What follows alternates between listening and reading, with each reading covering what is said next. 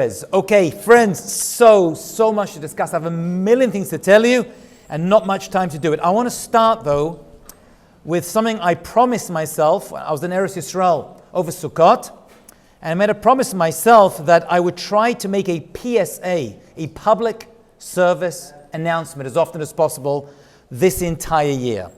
You know that 2023, Rosh Hashana, Erev Rosh Hashana, I spoke in many places. That's a busy season for rabbis. And I mentioned that we have a tradition that the year that Rosh Hashana falls on Shabbat, that upcoming year could either be an amazing year or, la'aleinu, a very challenging year. Why would this be?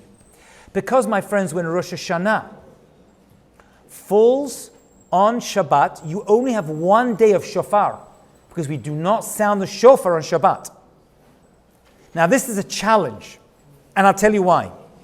Because if you only have one day of shofar, even in Israel, it's a 2-day Yom Tov Rosh Hashanah, it's not enough to protect us. The shofar acts as a protection, a haganah for the Jewish people.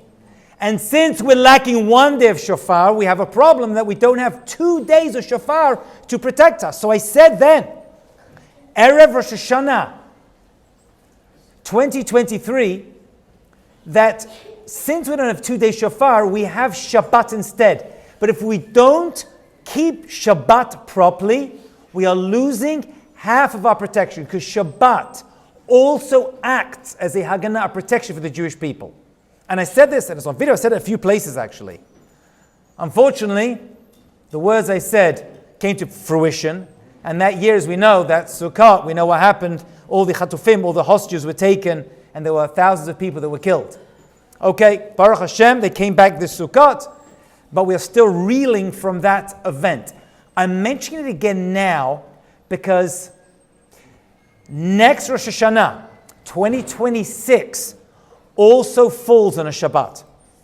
And so I've made it my mission to try to instill upon the Jewish people, as much as possible this entire year, number one, to take on Limud Shabbat, to learn Hilchot Shabbat, which I plan on doing here, B'ezrat Hashem, a lot more, God willing, this upcoming year, at Safra Synagogue and elsewhere that I teach, and to try as much as possible to raise Shabbat as a conscious, so that in and of itself is a great thing, but at least by the time we get to Rosh Hashanah that falls on Shabbat, at least, although we have 1 day of shofar, at least we will have Shabbat itself that acts as a protection for us as well. Okay, that's the